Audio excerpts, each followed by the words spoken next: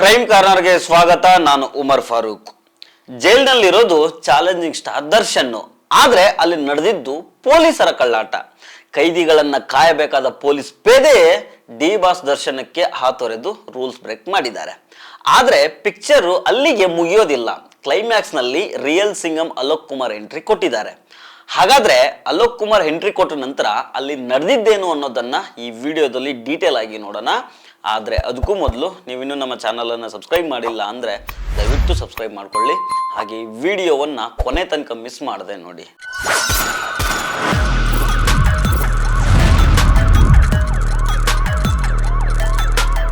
ಈ ಘಟನೆ ನಡೆದಿದ್ದು ಜನವರಿ 24ನೇ ತಾರೀಕು.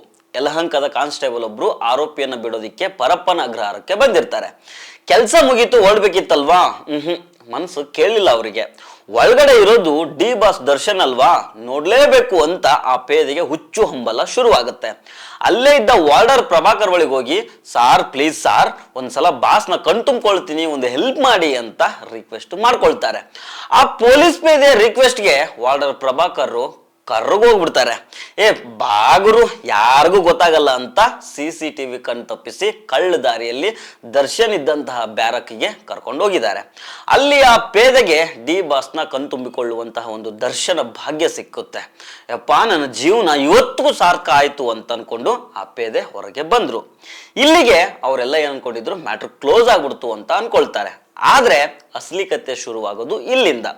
2 ದಿನ ಬಿಟ್ಟು ಅಂದ್ರೆ ಜನವರಿ 26ನೇ ತಾರೀಕು ಜೈಲು DGP ಅಲೋಕ್ ಕುಮಾರ್ ರೌಂಡ್ಸ್ಗೆ ಅಂತ ಬಂದಿರ್ತಾರೆ.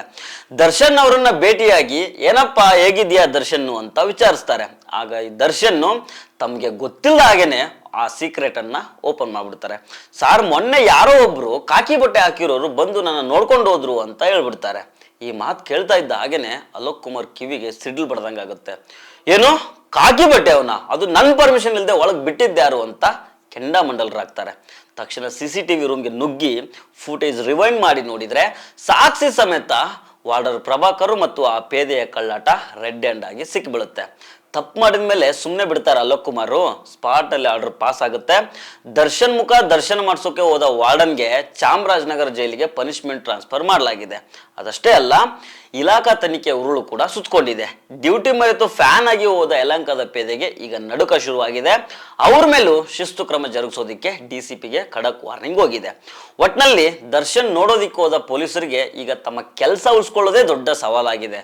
ಜೈಲಿನಲ್ಲಿ ನಟನೂ ಇಲ್ಲ, ಸ್ಟಾರು ಇಲ್ಲ, ಬಾಸು ಇಲ್ಲ, ಎಲ್ಲರೂ ಖೈದಿಗಳೇ ಅಂತ ಅಲೋಕ್ ಕುಮಾರ್ ಮತ್ತೊಮ್ಮೆ ಸಾಬೀತು ಮಾಡಿದ್ದಾರೆ. ಪೊಲೀಸರೇ ಈಗ ನಿಯಮ ಮುರಿದು ದರ್ಶನ್ ನೋಡೋದಿಕ್ಕೆ ಹೋಗಿರೋ ಬಗ್ಗೆ ನಿಮ್ಮ ಅಭಿಪ್ರಾಯ ಏನು ಅನ್ನೋದನ್ನ ಕಮೆಂಟ್ ಮಾಡಿ ತಿಳಿಸಿ. ನಮಸ್ಕಾರ.